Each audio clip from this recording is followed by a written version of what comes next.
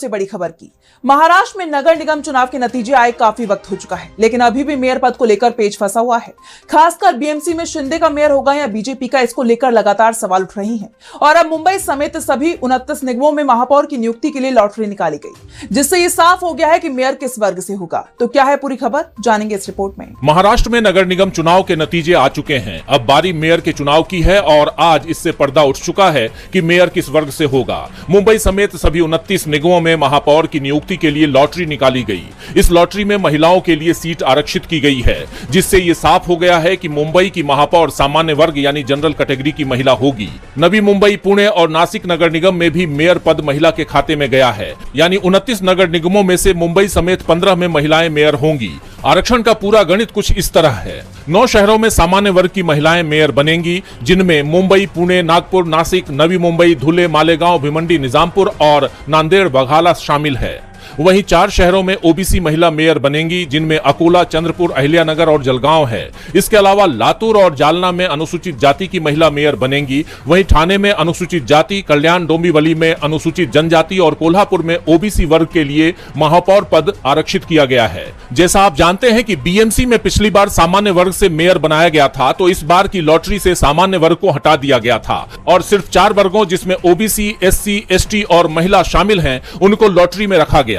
लेकिन जिन 118 सीटों पर बीजेपी और शिवसेना शिंदे गुट ने जीत दर्ज की थी, उसमें कोई भी एसटी वर्ग से नहीं था। ऐसे में यह सवाल उठ रहा था कि अगर यह पद एसटी वर्ग के लिए आरक्षित होगा तो क्या होगा, क्योंकि जिन 2 पार्षदों ने एसटी वर्ग से जीत दर्ज की है, वो दोनों ही उद्धव ठाकरे गुट से हैं। यानी जो उद्धव ठाकरे ने कहा था कि भगवान ने चाहा तो हमारा मेयर बनेगा, उनके इस बयान में दम दिख रहा था, लेकिन ऐसा नहीं हो सका और लॉटरी सिस्टम के जरिए महिला वर्ग से मेयर बनाने का फैसला हुआ है, जिससे अब इन अटकलों पर विराम लग गया है। आरक्षण का ऐलान होते ही राजनीतिक बयानबाजी भी तेज हो गई है। शिवसेना यूबीटी के नेता और मुंबई की पूर्व मेयर किशोरी पेडनेकर ने आरक्षण पर आपत्ति जताई है। उन्होंने दावा किया कि यह फैसला लेने के नियम बिना किसी को बताए बदल दिए गए।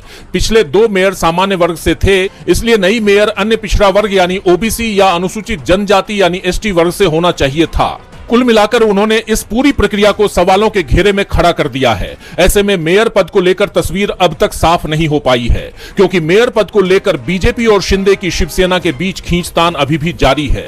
बीजेपी बीएमसी में पहली बार अपनी पार्टी से किसी चेहरे को मेयर बनाना चाहती है, जबकि मेयर पद पर शिंदे ने भी दावा ठोक दिया है और वो अपनी जिद छोड़ने को तैयार नहीं है। अब देखना होगा कि मेयर पद किस पार्टी के खाते में जाता है। महाराष्ट्र में मेयर पद को लेकर पेच फंसा हुआ है, तो कांग्रेस के हमले से मोदी सरकार घिरती जा रही है। मनरेगा के मुद्दे पर कांग्रेस पीछे हटने के मूड में नहीं दिख रही। दिल्ली में मनरेगा मजदूर सम्मेलन में पार्टी अध्यक्ष मल्लिकार्जुन खड़गे और सांसद राहुल गांधी ने सरकार पर जमकर हमला बोला। राहुल ने सरकार को डरपोक बताया, तो वहीं खड़गे ने इस मुद्दे को संसद में उठाने का वादा किया। देखिए रिपोर्ट। वीवी जीरामजी कानून के खिलाफ कांग्रेस का मनरेगा बचाओ अभियान जारी है। इसी सिलसिले में नई दिल्ली में राष्ट्रीय मनरेगा मजदूर सम्मेलन का आयोजन किया गया। इसमें कांग्रेस अध्यक्ष मल्लिकार्जुन खड़गे और पार्टी सांसद राहुल गांधी शामिल हुए, जहां इन दोनों ही दिग्गजों ने केंद्र सरकार के फैसले और नीतियों पर जमकर निशाना साधा। अपने संबोधन में राहुल गांधी ने कहा कि मनरेगा सिर्फ एक योजना नहीं बल्कि गरीबों का अधिकार था। इसके जरिए मजदूर सम्मान के साथ काम मांग सकते थे। उन्होंने आगे कहा कि मोदी सरकार गरीबों के काम के अधिकार यानी मनरेगा को खत्म करना चाहती है। सरकार मजदूरों के साथ वैसा ही व्यवहार कर रही है जैसा किसानों के साथ किया था। राहुल ने आगे कहा कि मोदी सरकार डरपोक है। अगर हम एकजुट हो गए तो मोदी सरकार पीछे हट जाएगी और मनरेगा दोबारा लागू हो जाएगा।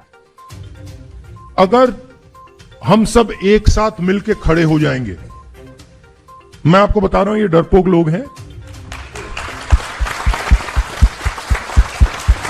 मैं अब इनको बहुत अच्छी तरह जानता हूं। ये डरपोक लोग हैं। अगर हम सब एक साथ खड़े हो जाएंगे,